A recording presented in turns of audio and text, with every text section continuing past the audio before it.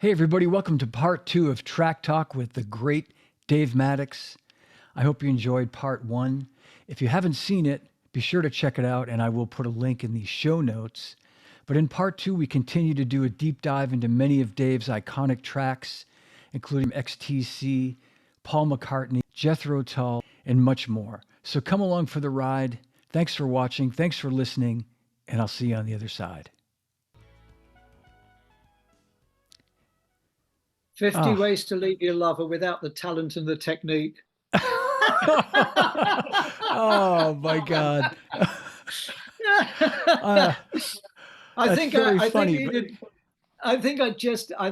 have been out a few years. And I remember when we started running that, I thought, I wonder if I can come up with like some kind of variation. Oh, how about this? And I think Andy went, yeah, that'll work. I went, right, okay, I'll do that. Well, I got to say, earlier when you set this up, you said something like, you'd have to be an idiot to screw up these songs. Right here, I would have screwed that up right out of the gate. The beat, for lack of a better word for it, but what you chose to play there is just so perfect and so beautiful. It's just, well, thank you. You know what? Again, a part of what contributes to making it work is the musician's sensibility. Like Colin, the bass player, not trying to go bum da da dum ba dum ba da bum ba da, like playing a shitload of notes, just going bum bum bum bum, because you can't, so you got to have, it's got to be again, cliche time. It's got to be an ensemble thing, that you've got to have the musicians who have the ears and the sensibility to go, okay, if you're going to do that, then it's not appropriate for me to do this. Let me come up with something else. And I think when I came up with that, that's when Colin started playing whole notes. Yeah. So it's very much a contributive, an ensemble. Everyone's contributing. Yeah. Yeah. No, that's well said. Yep. And that's what it's all about. The collaboration for the goal of making a great song. I just sidetrack. I mentioned this the other day. I had the pleasure of seeing James Taylor the other night here in Boston. Masterclass. It was just, and it's exactly what you said, Dave. It was, Jimmy Johnson and Mike Landau and Steve Gadd and Luis Conte and Larry Goldings and James Taylor, Well, Larry's back in the band now. Fantastic. Larry's back in the band, and it's these A-list guys all playing together, and there was never a moment where anybody's toes ever got stepped on. I mean, not that you would expect that, but it was just such a great collaborative, like beautiful, combination of all these great players making great music. It's so inspiring when you see that. Yeah. I went to see Bonnie Raitt a couple of months ago. Same kind of deal with my friend Duke Levine, and also the rest of the guys who I absolutely Yeah, Ricky and Hutch. I mean, I think that's one of the greatest. Freaking rhythm section to die for, those guys. Man, yeah, could listen to those guys all day, all night. Well, I want to play something else from None Such though.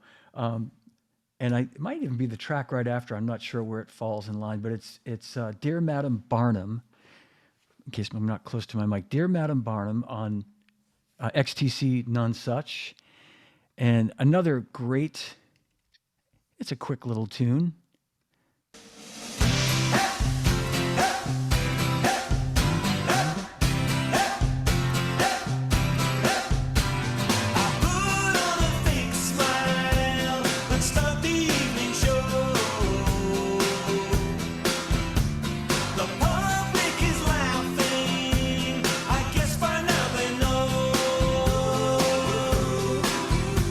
So climb from your high horse and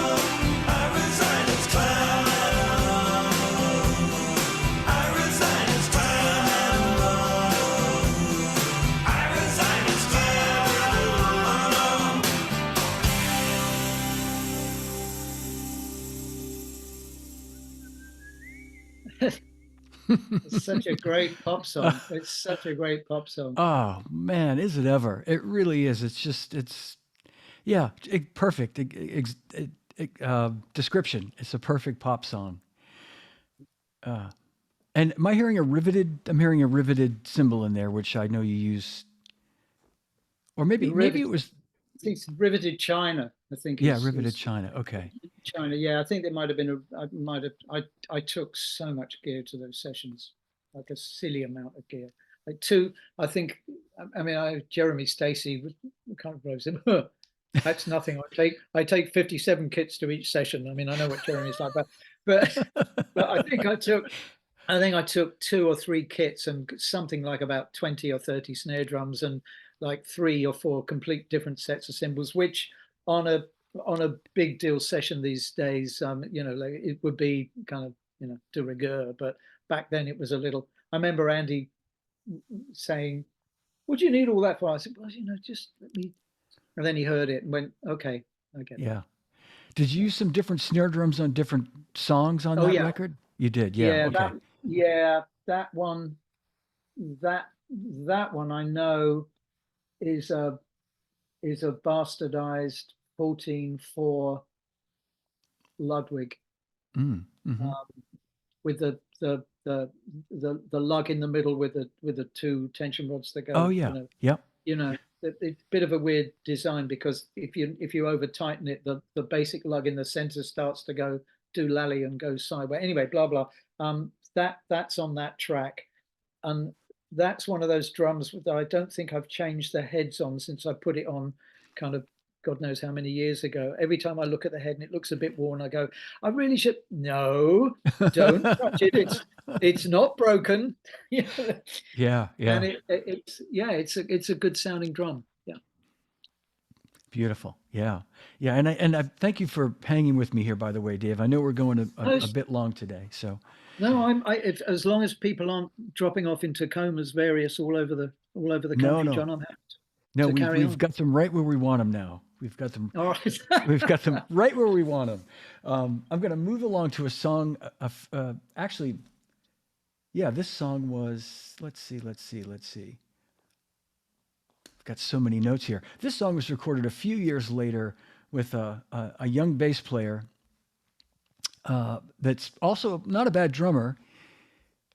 And it's just, I think it's a fun little rendition of a song that we all know. And I'm going to give it away right now. That young bass player is none other than Paul McCartney. Oh, And it's a remake of All Shook Up. And it's a great, it sounds like it was just a lot of fun. And I'll play the track. It's a quick song. And then I'd just love to hear a few thoughts on this because it seems like it was a lot of fun doing this. Here it comes.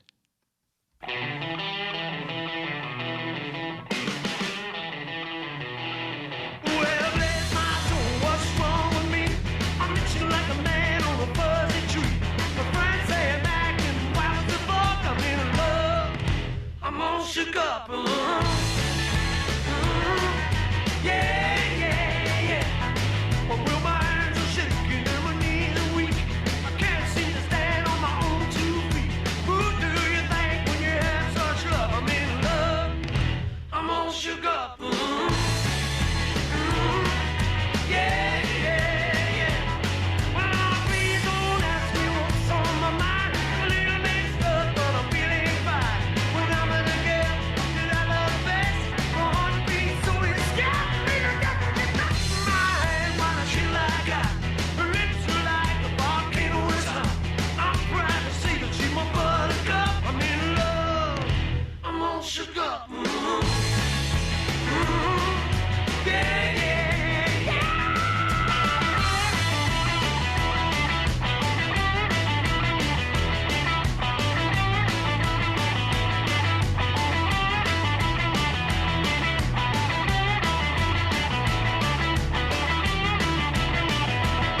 Well, now please don't ask me what's on my mind. I'm a little mixed up, but I'm feeling fine.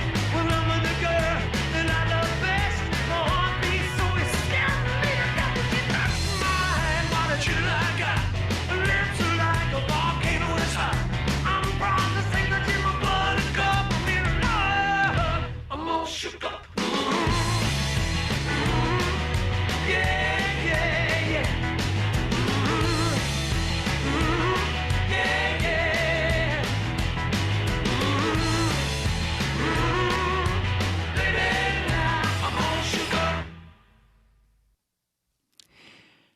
Right. One of my favorite parts of that is when it goes into the last verse. Instead of playing the root, Paul plays descended, da da da da da, and then instead of going da da da da da da, he goes da da da da da. Over the first two bars of the vocal of the final verse. It's so cool. I remember when I turned to him, I went, "That is so cool," and he just kind of went, just gave me one of those looks. That's, man, Yeah, he's I've done so this great. before. Yeah, I've done this. Yeah, no shit. yeah. I've done this before. He's so great to play with, man. And I tell you, Abe. Oh Oh God, man, he just kills that gig. I he's know. just so great on that gig. I saw them when they came through Boston a couple of years ago. Oh my God, it was so good. Yeah, yeah, That band is so good, and Abe is the guy for that band. yeah. It's He just sure is. so great. Yeah. I was just going to say on that track, I Yeah. think it was nice to include it because it's a little bit of a departure from some of these other songs we've played, where you're really sort of getting to maybe stretch a little bit more, for lack of a better way of saying it. Just it feels like you're a little more loose and not restrained, but you know what I'm saying, unrestrained, but Yeah, well, he wanted on freer. that whole record. He wanted that. Ian Pace is on the bulk of that record. I think I'm on 3 or 4 cuts on that particular one, and he wanted that. The spirit of that record. He said, "I want to go back to the first one that we did, where we came in, we did 10-1, 2-5, and 6-9 at Abbey Road, and we cut 2 or 3 tracks, and nobody was overthinking everything. And Mm-hmm. I think we were cutting 2 or 3 tracks in each 3-hour session. It was like, he said, I don't want everyone coming up with, I've got this idea. He said, no, let's just go in and play the first thing that you think is appropriate.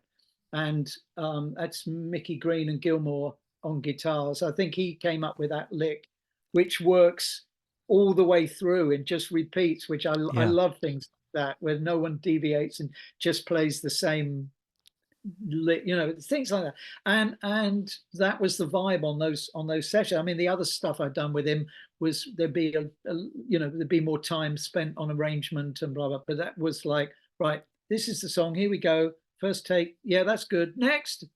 Oh, that's great. I said there was another track, and I said, how about maracas on this? And he went, yep, okay, right, Jeff Henwick, take Jeff, come down.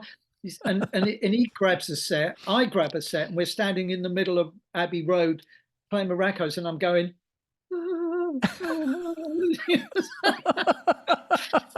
it was so cool. It was so cool. Man. Yeah. But I mean, other times, you really work on arrangements and spend a lot of time. But that, it was like, let's go. Yeah. And Paul, he was I think of him as such a perfectionist. I obviously don't know him, but just the things that I've see and, watching the Get Back, documentary, and but he was, it looked like he was very just sort of, he left it to you, really, right? I mean, just sort of like gave you and he's such a great drummer himself that. Oh, he's fantastic. Yeah. I mean, he again, it's like the session when I was recording with Richard Thompson, almost never tells you what to play. Yeah, it's that thing about, I think, and if one plays something that he feels is not right, it'll be, the vibe will be like, it's more of a kind of a this rather than that. And I go, oh, how about that? Yeah, that's fine. There's no, you're not, the 16th notes aren't written out. You know what I'm saying? Yeah. Fantastic. Well, I'm gonna take a little bit of a left turn. We've got a few more things to play here, and this is something that you pointed me toward, I should say. This is the Sing the Line recording with John Donaldson, Andrew Kleindirt, and Dave Mattacks from 1996. And shall I play a little bit and then we can talk about it and you can sort of give Oh, it yeah. a little bit of a setup? Yeah. This, and what I want everybody to sort of take away from this is just listening to what we've been listening to now for the last hour or so. And again, Dave, it's a great example of your versatility. This is pretty amazing. So I'm going to play this track. I'm going to play a track from it. Here we go.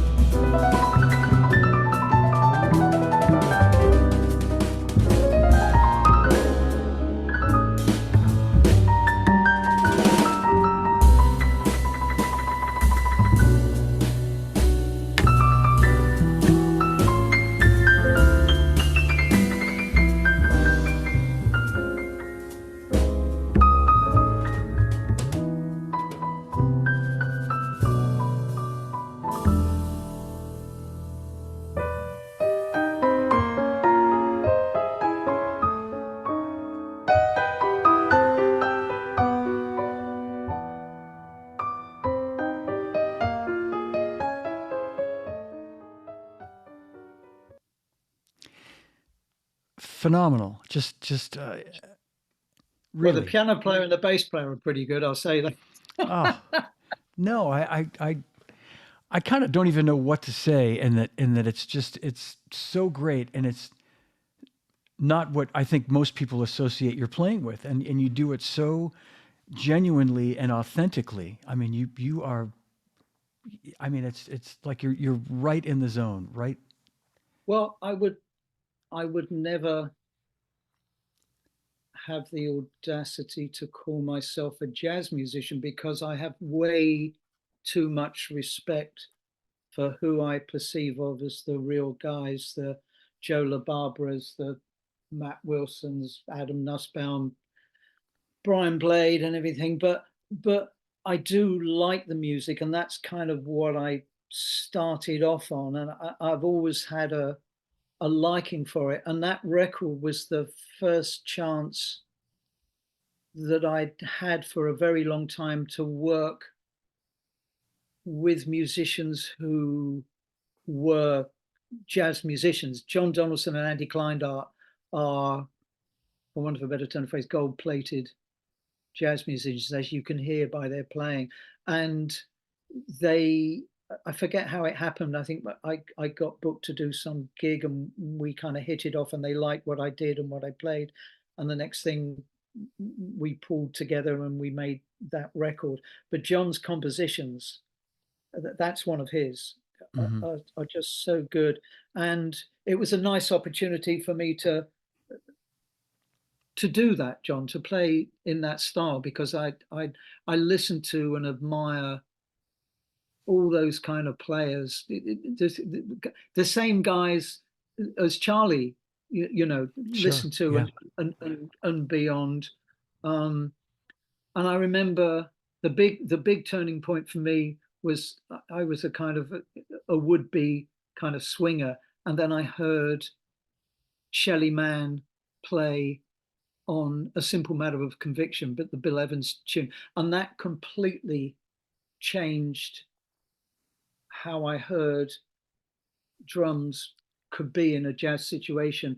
And then I went on from there, and then when I found Paul Motion, that really kind of moved me. But I do like that record. I mean, I can hear. I had the audacity. This will amuse you. I had the audacity to send it to John Riley and ask him for a resume. Not for a critique. I beg your pardon. Yeah. Ask John Riley for it. Oh boy, he rightfully tore me a new one. He said, this isn't right. You should be doing this. You're not paying enough attention to that. And I was like, it was so, and I needed to learn from it, because it was a very humbling critique. Yeah. You know, I wouldn't say I thought I was the mutt's nuts, but I thought, yeah, pretty good, you know. So I said, John, would you please have a listen to this? And he finally comes back, and like I said, he tears me a new one and goes, you need to work on this. Oh God, right, okay. And it was right, and it wasn't criticism. It was his observations. Yeah. It was constructive, yeah. And it was illuminating. So but that's you're that's a brave the last and time I humble sent man. him one of my records. That's right. I was going to say, no, you're a brave and humble man, and that's the great thing about John Riley, is he's a pretty unvarnished guy. He'll be And I got so much respect and admiration for him, and I also sent it to Joe, and Joe LaBarbera was a lot kinder. He went, "Yeah, there's some good stuff there, Dave." But John was, "Now you need to work on this, and this is blah blah blah." Whoops. One of the great Adam Nussbaum lines, would be, not that he wouldn't have said this to you, but one of his great lines is like, "I love what you're trying to do there." I think John Riley could have saved himself a lot of time and just said that. I love what you're trying to do there. Yeah. Yeah. I love what you're trying to do there. Nice try. Yeah. Oh man. Your groove is timeless.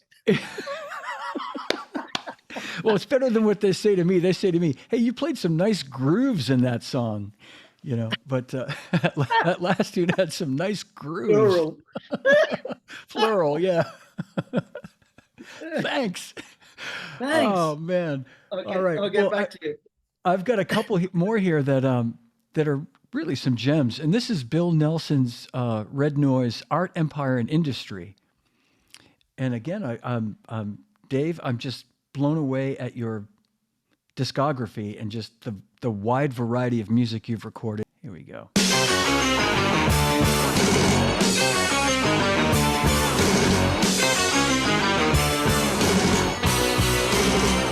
Paintings are subversive, freedom is machines, apprentice propaganda, we don't need means to sing. Art, empire, industry, art, empire, industry, art, empire, industry.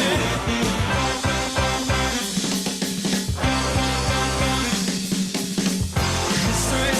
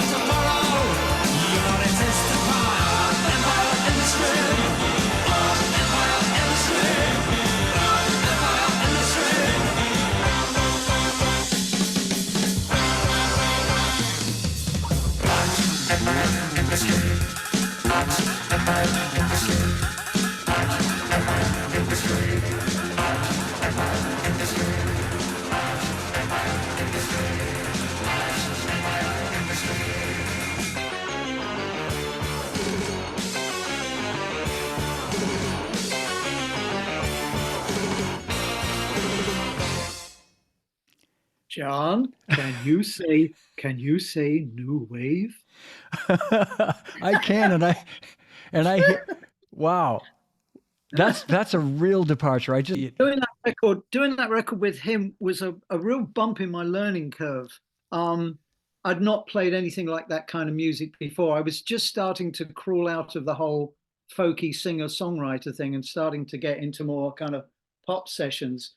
And that one came along. And the other takeaway that I got from that record, John, was that Bill Nelson, who is a tremendous, Bill Nelson was in a very popular band back in the day called Bebop Deluxe.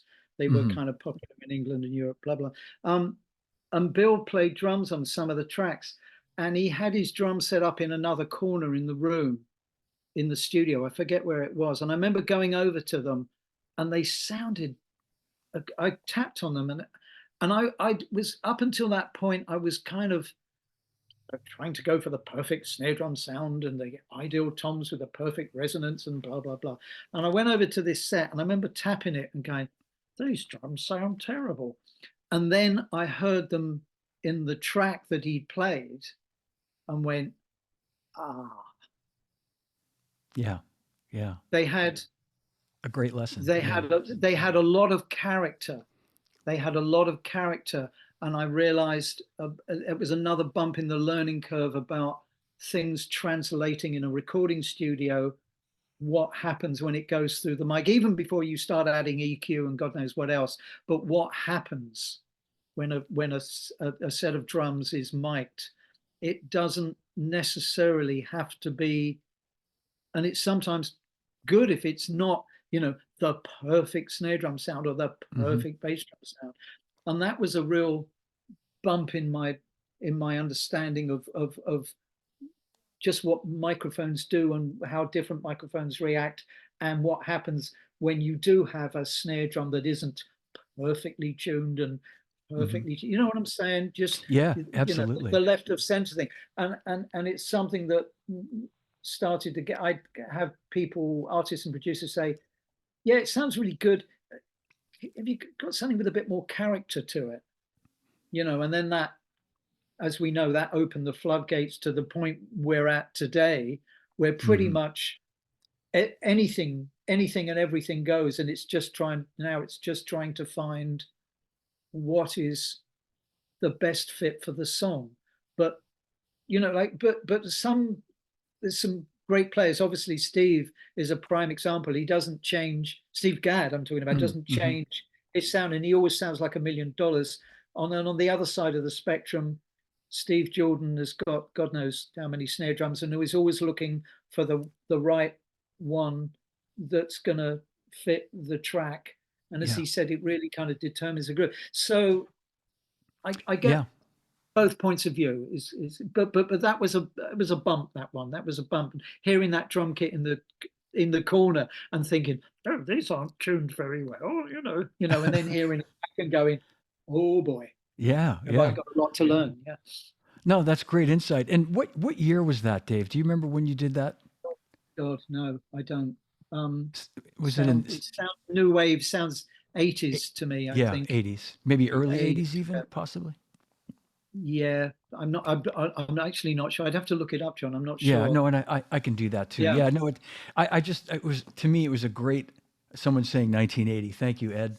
I think it's a great example of, just a session drummer being called to do something very different than what you normally do and killing it, just absolutely killing it. That's, I mean, and if I could just back up a second, at that point, your full-time gig, so to speak, was Fairport Convention. I mean, that was still that was your sort of priority gig in those days, even though you were busy doing sessions. No, I think that period was in the middle of my 12 years off for good behavior period.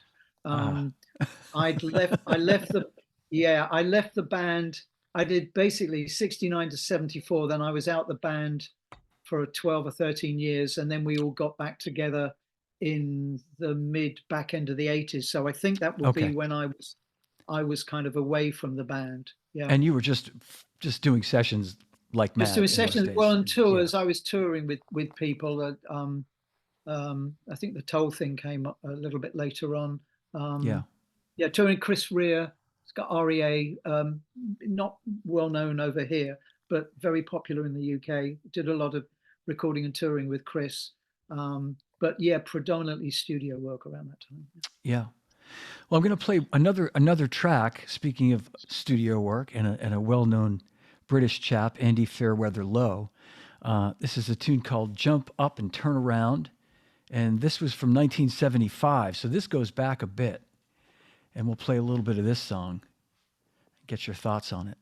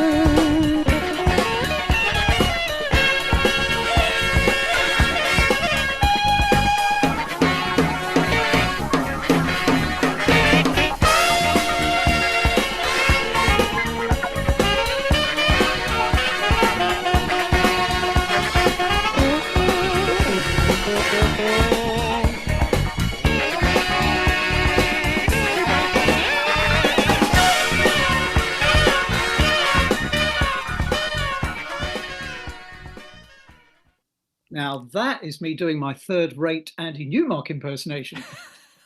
I think Andy would be darn proud of that, man. That's again, you know. Okay.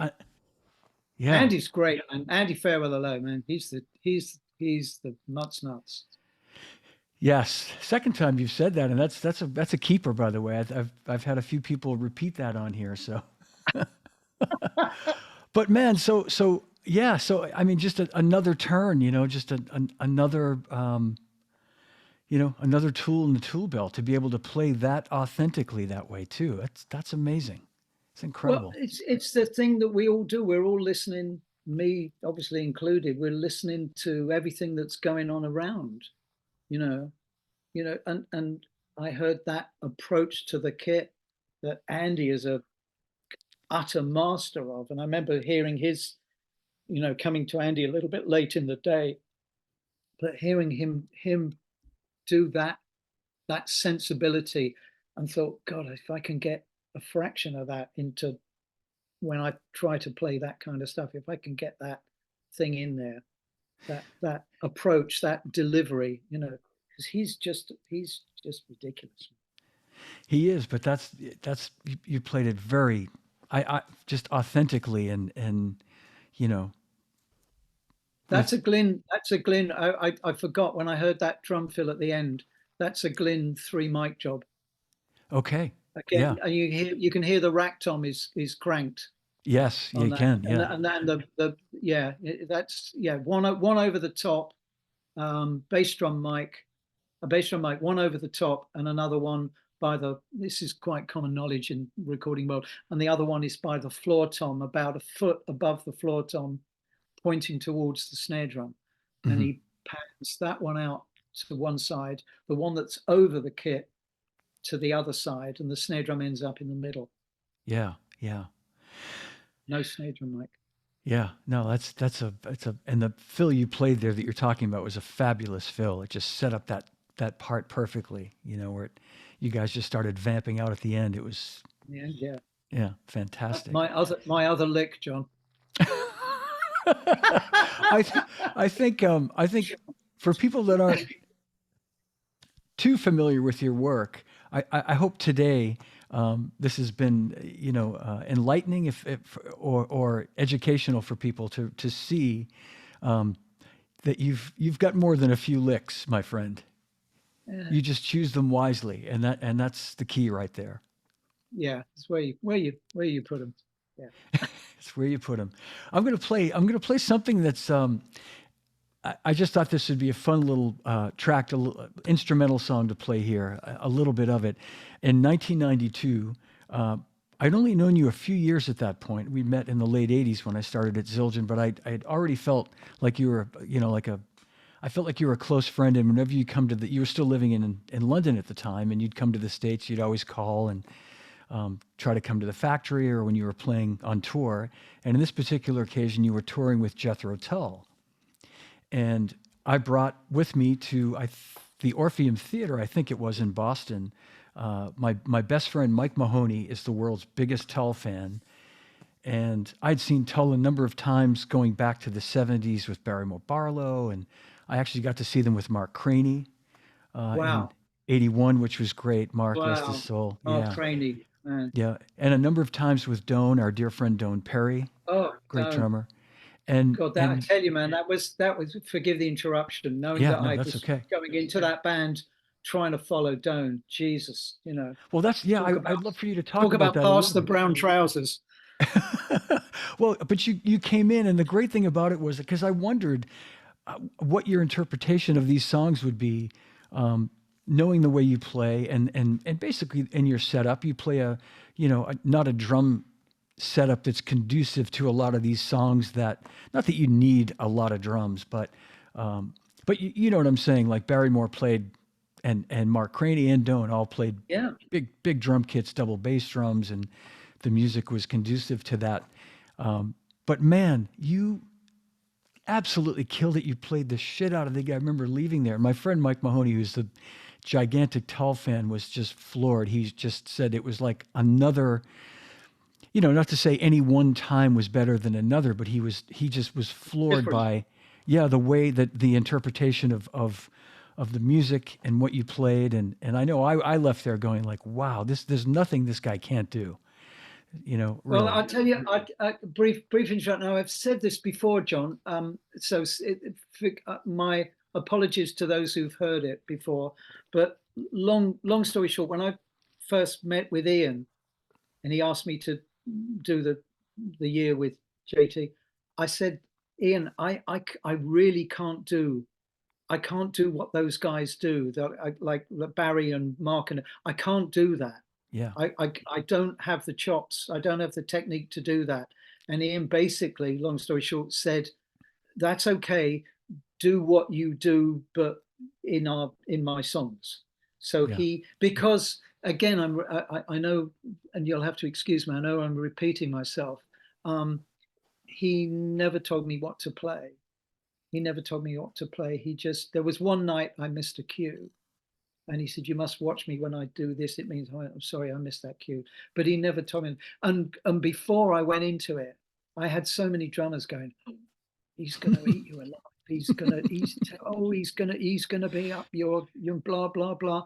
And I went, "Ooh," like this, and I start doing it, and it was fine.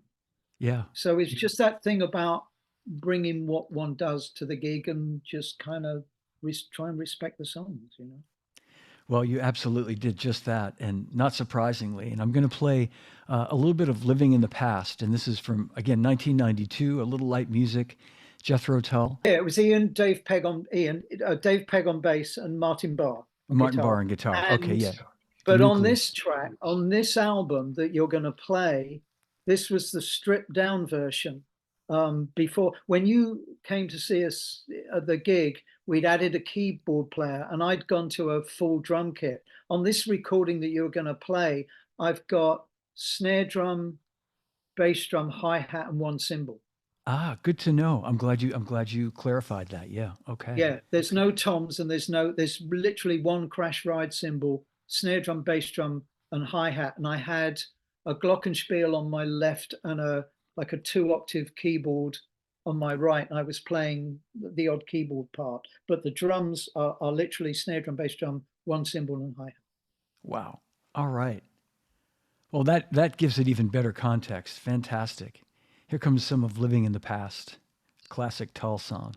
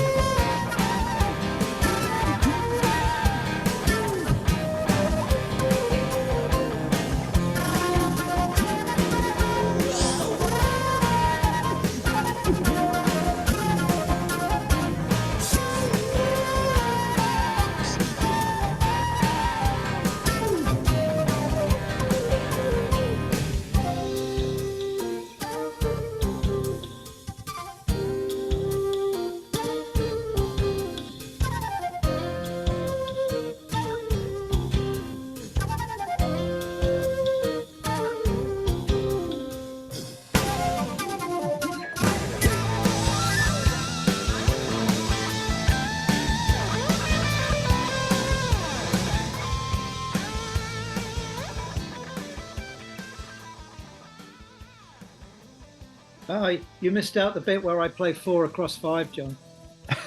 All right, well, we're not done. Coming up right there.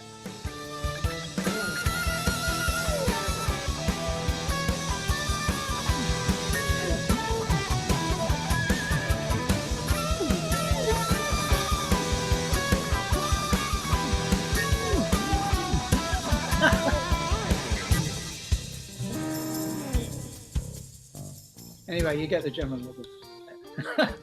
Fantastic. I'm glad you pointed that out. I remember doing it and looking at Ian like, is this okay? And getting the nod of approval, you know. Yeah. I love Martin Barre's guitar playing, and I hated to fade during that solo. No, but thank you for pointing that out. And I was just going to say, again, listening to that song, the dynamics that you know, I mean, it's a great example of just the importance of playing dynamically. You know, that's having a live. What do you mean? I'm playing as loud as I can, John.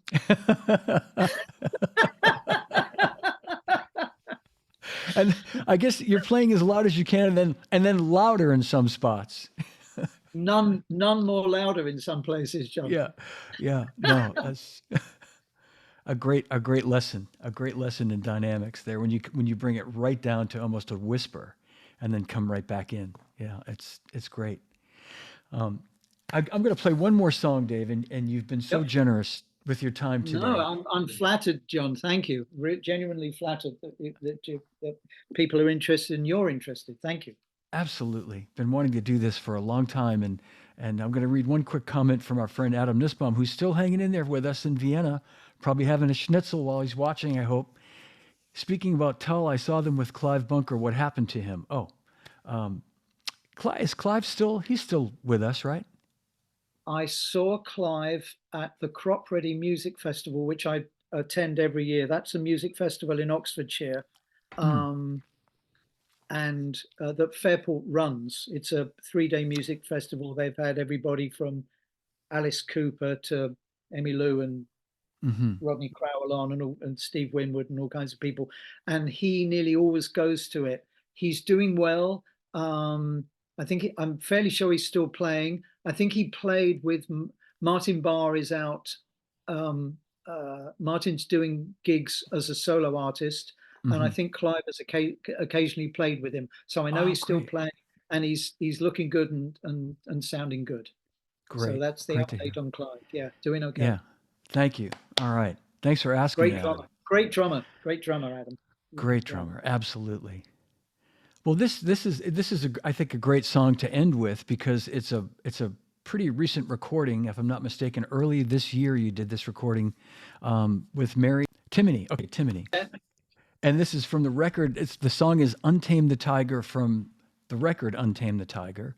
And do you want to maybe talk about it for a second, and then we'll play it? Yeah, I'll make it very brief. Yeah, I got contacted by this chap who interviewed me, Joe Wang, and we did this really nice interview. And long story short, about 6 months later, he calls me and he said, "Would you be interested in recording with an artist that I'm working with?" I'm like, "Yeah, sure. Tell me about it." Blah blah blah. And he said, and I didn't know whether he was going to come to Boston or what the deal was. He says, "Oh no, we're going to do it in LA at the Foo Fighters studio." Yeah. And I went, "Oh, great, count me in." So I think we had 4 or 5 days at the Foo Fighters studio in LA. And I think there's a documentary. You've probably seen it. I think most people have seen it. There's a studio and I'm blanking on the name. Very famous recording studio. Sound City. Sound City, right? Yes. And Dave's taken everything that was in that studio, copied the building, and built his own multi-million-dollar studio. And we got to record in there, and it was absolutely fantastic. And the manager of the studio very kindly said, if you need to use, I used a Yamaha kit, but he said, if you want to use any of Dave's snare drums, feel free. I went, really? He said, yeah, go on. I said, oh, any chance? That would be wonderful. By the way, any chance of meeting Dave? He said, no, he's a bit busy this weekend. I went, oh, okay. He said, yeah, I think they're doing 3 nights at Madison Square Garden. So I went, oh, all right, he's probably tied up a bit. Yeah. So never mind. Yeah. Anyway, Mary turned out to be absolutely fantastic, a terrific songwriter, really, really good guitarist, great songs, and I had a great time doing the record. That's great. Is she based in LA? Is that where she she's based in DC. She's based in great. DC. East Coast. And okay. She just went out and did a tour. I think they wanted me to do it, but it conflicted with some other things, so I wasn't able to do it. But she's really good. She sings great. She writes great songs, plays good guitar. Yeah. What else do you need? Yeah. That's right. Yeah. Well, fantastic that you're on this record, and who knows, maybe you'll that could be something you'll do in the future. But I'm going to play this song, "Untamed the Tiger," by Mary Timony. And here it comes. And Dave, it was this year. It was like February, I think, of 2024. No, it came out. It came out. Where are we? I think it came out early this year or late last year, but we did it about 18 months ago, maybe even longer. Yeah, they really took their time with mixes and blah blah. Yeah. Okay. Still pretty recent. Here it comes.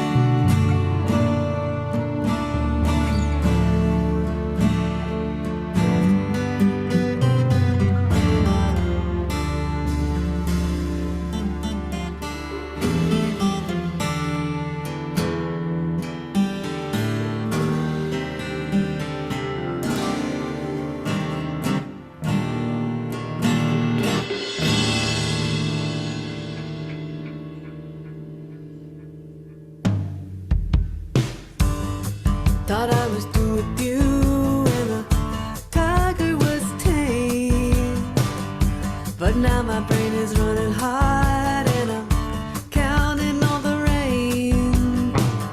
Wanna go where your animal runs free, I hear it call my name. What do I get from loving you? Just this song about the pain.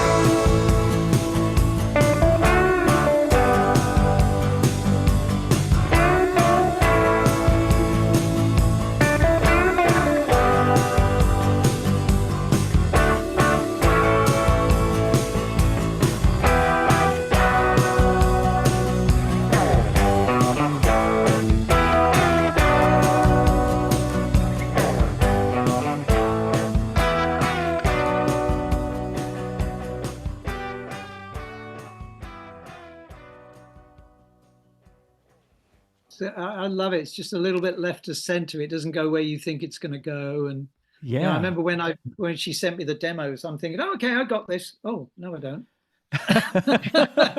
Oh, now it's going there. Now it's not doing what I thought it was going to do. Yeah, but it all makes sense. Yeah. I was going to say I only had a chance to listen a couple of times.